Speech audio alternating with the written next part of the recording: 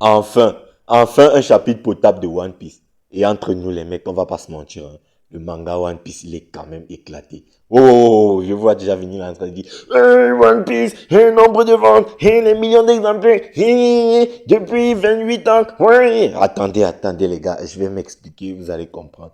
En fait, les mecs, après God Valley, je sais que vous allez dire que je recommence avec ça et tout, et que je n'arrête pas de parler de God Valley. Mais les gars, c'est juste une vérité. God Valley, c'était une symphonie.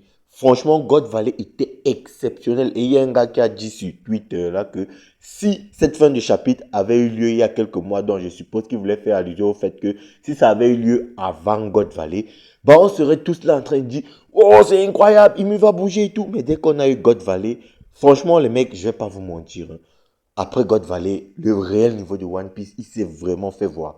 Il s'est vraiment fait voir. Et One Piece, franchement, les mecs, je suis désolé. Je suis désolé, les chapitres ne sont vraiment pas au niveau.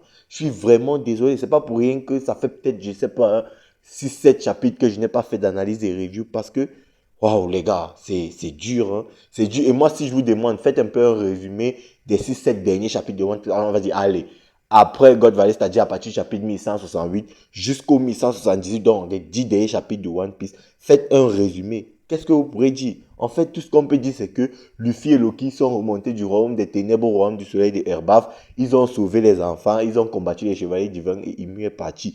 Et ça, c'est en 10 chapitres qu'on nous l'a dit. Un truc qu'on aurait pu faire en 2-3 chapitres, on l'a fait en 10 chapitres. Franchement, les mecs, je suis désolé. Je suis désolé, mais il y en a qui disent que ouais, l'anime One Piece est éclaté. Les gars, quand un manga n'est pas bon, bah l'anime lui non plus ne volera pas très haut. Et puis si on est parfaitement honnête, hein, on ne peut absolument pas reprocher aux animateurs One Piece de ne pas avoir fait du bon travail quand on regarde l'arc Egghead. Que ce soit avec le débarquement de Garp sur Hashinosu ou encore avec l'animation produite directement sur l'île de Egghead. Franchement, c'était très très beau à voir. Du coup, ce qui est reproché à l'anime One Piece, ce n'est pas l'animation en soi, non. Mais ce qui est reproché à l'anime One Piece, c'est sa longueur et aussi et surtout l'intrigue qui, on ne va pas se mentir, bah, c'est pas bon. C'est pas du tout bon, mais du tout, du tout.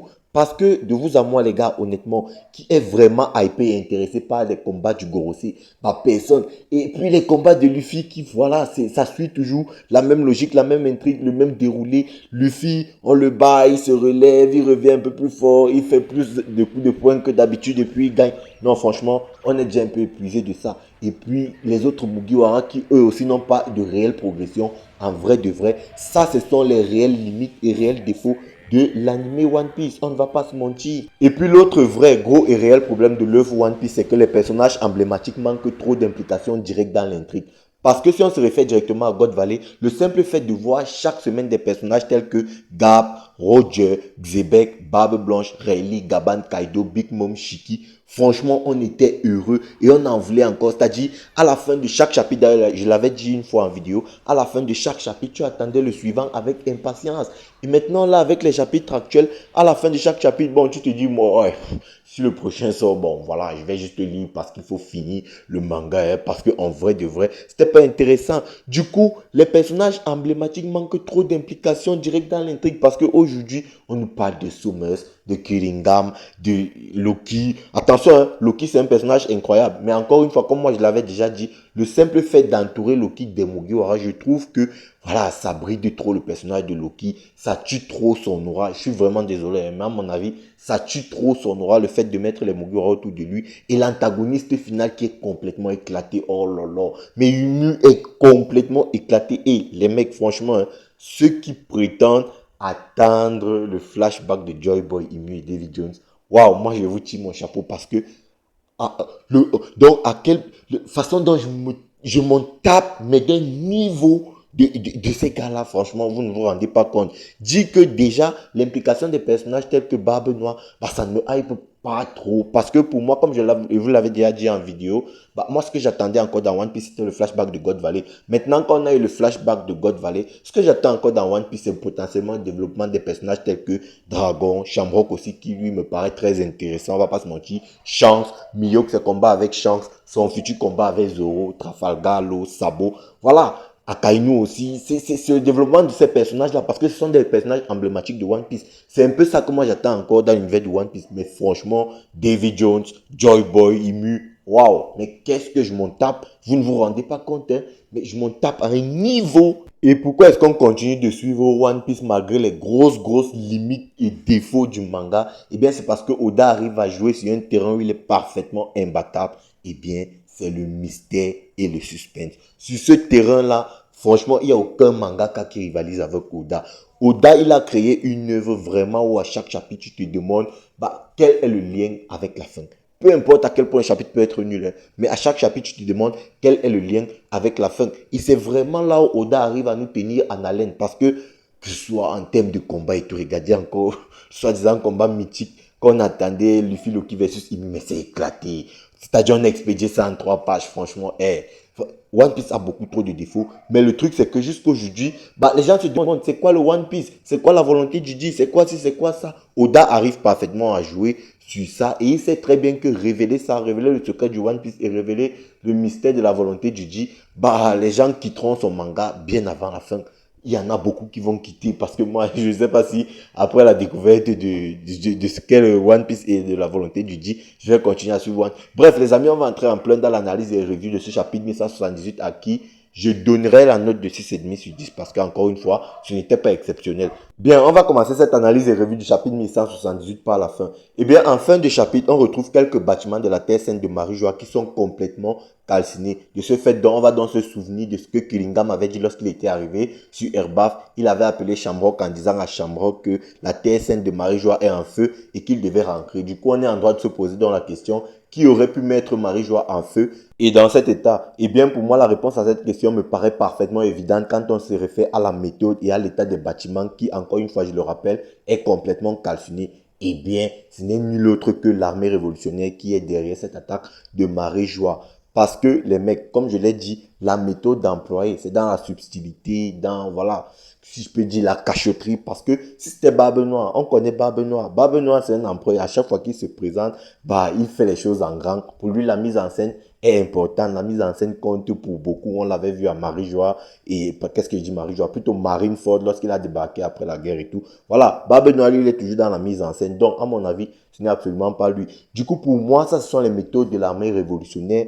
Et quand on voit les bâtiments calcinés, on peut se dire qu'il s'agit de sabots et que Dragon lui aussi se serait potentiellement déplacé. C'est pourquoi on aurait fait venir Shamrock. Parce que je ne pense pas que le seul sabot suffise à faire venir Shamrock pour l'affronter. Surtout qu'on sait que Sabot était déjà sur Marie-Joie à un moment donné, mais on n'avait pas fait appel à Shamrock. Donc, du coup, je pense donc que cette attaque sur le château de Pangaea, la terre sainte de Marie-Joie, pas le château de Pangaea, c'est l'œuvre de l'armée révolutionnaire. Maintenant, en fin de chapitre, on a Imu qui discute par Dendenmuchi avec les Gorosei et qui dit aux Gorosei, je vais m'absenter pendant un court instant. Bon, les gars, moi je sais par rapport à ce qui s'est passé un peu plus tôt dans le chapitre et tout, il y en a beaucoup qui pensent que Imu se rend sur Erbaf. Du coup, moi je vais vous poser une question. Au vu de cette fin de chapitre, est-ce que vous avez la sensation, quelle sensation avez-vous au vu de cette fin de chapitre? Est-ce que la sensation que vous avez, c'est que Imu va ramener une nouvelle tension en revenant sur Erbaf? Ou plutôt vous avez la sensation que, vu que Imu et Genko sont déjà vaincus et que Imu est retourné sur la terre saine, l'arc est terminé. Moi je voterai, j'opterai sur la deuxième possibilité. Pour moi, l'arc est complètement terminé avec le départ de Imu. Imu a été gelé, Genko a été gelé, donc du coup, Imu est reparti. Du coup, je ne pense pas que l'absence de Imu de la Terre Sainte soit due au fait qu'elle se rende sur Erbaf. Parce que même si elle se rend sur Erbaf, les Mugiwara, à mon avis, seront déjà partis parce qu'il faut un temps assez énorme quand même pour quitter la Terre Sainte de Marie-Joie pour Erbaf, étant donné que déjà, quand on est pour se rendre sur Erbaf, il faut un certain temps, je crois que c'est 1 ou 3 jours, je ne sais plus exactement. Donc du coup, imaginez-vous alors quitter Redline pour Erbaf, il faudrait un temps assez considérable. Après, vous me direz qu'il y a une marque des abysses dans le château d'os de Erbaf. Du coup, Imu pourrait se téléporter directement là-bas. Peut-être, mais moi, je n'en vois vraiment pas l'intérêt. Du coup, je pense donc que Imu est en train de se rendre sur Punk Hazard pour libérer les géants de la Galila parce qu'elle a besoin de bras armés, de main-d'œuvre pour affronter l'alliance entre Luffy et Loki, l'alliance qu'elle a vue de ses propres yeux sur Erbaf. C'est ce que moi je pense. Pour moi, voilà, là qu'Erbaf est terminé. Je pense que les Mugiwara vont aller rencontrer Gaban. On va éteindre l'incendie. Gaban va leur parler de la méthode pour trouver le One Piece, du 4e poneglyph. Gaban va un peu leur parler de tout ça. Et je pense même que Gaban leur parlera des combats entre Gap et Roger. Je suis persuadé que Gaban Voilà, il va nous parler des combattre Gab et Roger parce que l'auteur nous a dit que là, Eba va finir en fanfare. Donc, du coup, je pense donc que Gaban va parler de Gab à Luffy, il va peut-être dire à Luffy, tu ressembles beaucoup à ton grand-père. Souvent, il nous mettait des bâtons dans les roues, La Fontaine, notre capitaine et tout. Voilà, enfin, j'espère, hein, c'est une espérance pour moi, mais je pense que les choses peuvent se passer relativement comme ça. En tout cas, j'espère, parce que voilà, les débats Gab versus Roger, il faut qu'on en finisse avec ça, le soi-disant Roger Prime. Maintenant, parlons un peu de tout ce qu'il y a autour de l'intrigue principale de ce chapitre, à savoir le combat Luffy Loki versus Imu. Eh bien, pendant longtemps, on nous a teasé ce combat, et vous savez quoi? Bah, ce combat, il a été expédié en à peine 3 pages. Franchement, les gars, One Piece et les combats, ça fait vraiment deux ménages. 3 pages pour un combat qui nous a été teasé depuis autant de temps. Non, à un moment donné, Oda, il va falloir nous respecter. Seulement, il y a 2, 3 éléments super importants à tirer de ces 3 pages de combat.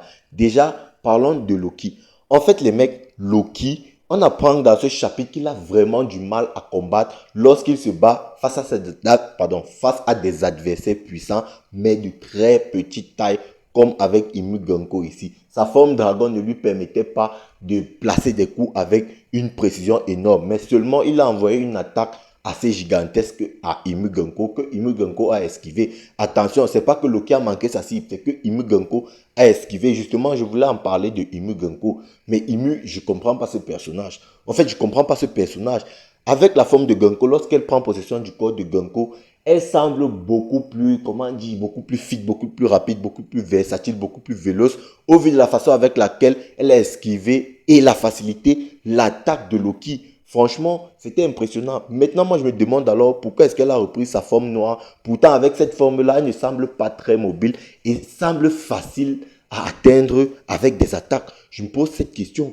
Pourquoi est-ce qu'elle a choisi de récupérer cette forme-là? Bon, la réponse, elle paraît parfaitement évidente. C'est sûrement uniquement avec cette forme-là qu'elle peut domi-réverser un ou plusieurs personnages. On l'a vu essayer sur Luffy et Loki et ça n'a pas marché. Du coup, on peut se poser la question, pourquoi est-ce que le domi-réversi n'a-t-il pas marché sur Luffy et Loki? Alors, à mon avis, les mecs, moi d'ailleurs, j'en avais déjà fait un short. Je pense que c'est mon dernier short sorti en date sur la chaîne. Eh bien, dans ce short, je disais déjà que le domi-réversi ne fonctionnait pas sur des personnages qui avaient mangé un fruit du démon. Donc, du coup, le seul point en commun entre Loki et Luffy qui fait en sorte qu'ils résistent au demi-réversible, contrairement aux autres personnages qui ont succombé, bah, c'est le fait qu'ils ont mangé un fruit du démon. Donc, Luffy avec le fruit de Nika et Loki avec le fruit du Nidork. D'ailleurs, en parlant de Nika et Nidork, j'aimerais revenir sur une théorie que j'avais. Bon, il serait possible que dans les temps anciens, bah, David Jones avec le fruit de Nidork et Nika avait le fruit de... qu'est-ce que je dis? Joy Boy avait le fruit de Nika, voilà. Bon, c'est une théorie que je pose là comme ça. Mais bref, donc du coup, on se rend donc compte que le demi-réversé ne fonctionne pas sur Luffy et Loki. Bon, Imu a dit, je savais que ça n'allait pas fonctionner sur vous parce que vous deux, bon, elle n'a pas fini sa phrase. Mais moi, je pense qu'elle voulait dire, vous deux, vous possédez des fruits du démon et tout. Bon, peut-être c'est ça, mais peut-être qu'il y a aussi autre chose. Peut-être qu'on veut parler du caractère spécial de Luffy et Loki. Peut-être qu'ils sont spéciaux parce qu'ils possèdent des fruits divins et tout. Bon, peut-être. Mais ça, je n'en sais trop rien. Ou alors, peut-être que Joy Boy et David Jones avaient maudit ou béni leurs fruits de telle sorte que le demi-réversi ne puisse pas atteindre leurs fruits du démon. Parce que moi, dans ma vidéo, je disais que le demi-réversi ne pouvait pas marcher sur les utilisateurs de fruits du démon parce que tous ceux qui ont mangé un fruit du démon sont déjà maudits par un démon, c'est-à-dire possèdent déjà un démon en eux. Du coup, le demi-réversi étant une sorte de malédiction, cette malédiction rencontrerait déjà la malédiction du fruit du démon. Du coup, la malédiction du fruit du démon repousserait la malédiction du demi-réversi. Bon, ça c'était ma théorie. Bon, je pense qu'elle est confirmée, on va dire à 90%, même si voilà, on ne peut jamais avoir la certitude tant qu'elle ne nous est pas parfaitement donnée. Et puis Luffy est arrivé là, il a attaqué Imu avec la technique du Gum Gum Down Gatling et Loki a gelé Imu. Voilà, c'est terminé pour Imu Genko. Du coup, moi là, je me pose une seule question. Pourquoi est-ce que vous n'utilisez pas votre putain de Haki des rois? Luffy, Gaban t'en a parlé. Loki, tu as littéralement tué ton père avec ton Haki des rois. Vous savez que c'est ce qui fonctionne. Mais pourquoi, Bardi, vous n'utilisez pas votre Haki des rois? Eh bien, ça peut être frustrant de ne pas les voir utiliser le Haki des rois, mais la réponse paraît quand même assez simple et évidente. Du coup, la réponse est la suivante. S'ils n'utilisent pas leur HDR, bah, c'est parce que le Haki des rois est une compétence qui épuise énormément. Et c'est d'ailleurs pourquoi je vais vous me répéter. Bah, Gap et Roger Godvalley, mais c'est deux monstres. Parce qu'ils utilisaient leur acquis des rois à presque à chaque attaque. Du coup, avec tout ça, je suppose donc que s'ils n'ont pas utilisé leur acquis des rois, malgré le fait qu'ils savent que c'est la méthode qui fonctionne, c'est parce qu'ils ne voulaient pas épuiser l'énergie qui leur restait au cas où Imu ne serait pas vaincu aussi facilement qu'ils ne le pensent. Bon, moi je pense, et puis là, encore une fois, Oda fait clairement une différence entre le Domi réversible et le fait que tu sois chevalier divin. La différence, elle est claire. D'ailleurs, ça a été fait dans le chapitre précédent. Lorsqu'un personnage est Domi réversible, il suffit de tuer le personnage en question pour qu'il revienne à sa forme normale. Pourtant, un chevalier divin, tu peux le tuer en utilisant ton HDR. On l'a vu avec Loki et Harald. Loki a tué son père en utilisant son HDR, ce qui n'est pas forcément le cas du Domi réversible. Quand tu tues ta forme Domi réversible, tu reviens avec ta forme normale. Maintenant, il m'y a aussi parlé de Loki. Elle a dit que voilà, il fut une période, il y avait un géant, capitaine géant, qui attaquait les bateaux, notamment ceux du gouvernement mondial en mer, et qu'il était toujours dans la brume, et il y avait un gigantesque dragon et tout ça. Et on comprend donc que Loki, en fait, il était allé en mer il y a 15 ans, lorsqu'il a tué le roi Harald. Il avait dit qu'il allait s'attaquer au gouvernement mondial. Du coup, il a donc mis ses menaces à exécution. Il s'est attaqué principalement au gouvernement mondial. Et comme je vous l'avais déjà dit au chapitre, à la revue du chapitre, je crois 1142 ou 1143, je ne sais plus exactement. Je vous avais déjà dit que Loki a potentiellement un équipage. Du coup, on peut donc se poser la question aisément de savoir où sont les membres d'équipage de Loki aujourd'hui. Et peut-être que c'est après un combat face au gouvernement mondial que Shanks en a profité pour combattre Loki et son équipage et qu'il a réussi à l'enchaîner. Parce que, encore une fois, je ne pense pas que Shanks ait la puissance nécessaire pour vaincre Loki. Et parlons aussi de Luffy. Le Luffy sexuel là, qu'est-ce qu'on en dit donc aujourd'hui? Est-ce que Luffy est plus puissant, est toujours plus puissant que Loki? Parce que on voit Luffy là, il est déjà avec sa forme papy. Pourtant, Loki, il est prêt, il a encore l'énergie pour continuer notre combat. Donc, arrêtez un peu avec votre Luffy que vous maxez à chaque fois. Il est plus puissant que tout le monde et tout. Frérot, le mec se bat 2 minutes, il est à cramer. Donc, laissez-nous un peu avec votre Luffy là. Puis bon, on a quelques petites intrigues. Le cas Chopper, il semble être sérieux. Chopper, je pense sincèrement, comme beaucoup d'entre nous d'ailleurs, que c'est son fruit du démon, en tout cas l'éveil de son fruit du démon, qui permet de dédomi-réversifier les personnages qui sont domi-réversibles. Bon, c'est assez intéressant, hein. Après, bon, les autres intrigues, les Zoro, les Mugiwara qui éteignent l'incendie, les livres qui disparaissent de la bibliothèque avec Biblio et tout ça. Bon, bref, c'est intéressant, mais voilà, comme je l'ai dit, Oda sait maintenir le mystère, le suspense dans son œuvre, mais à vrai dire, on s'en cogne complètement des livres qui ont disparu. Bref, les amis, la vidéo est arrivée à son thème, j'espère que vous aura plu. N'hésitez pas à me dire ce que vous en pensez en commentaire, check la vidéo à l'écran, like si c'est plus, partage, et puis nous, on va se dire ciao pour une prochaine vidéo. Portez-vous bien sur Animarium, peace les bros, after.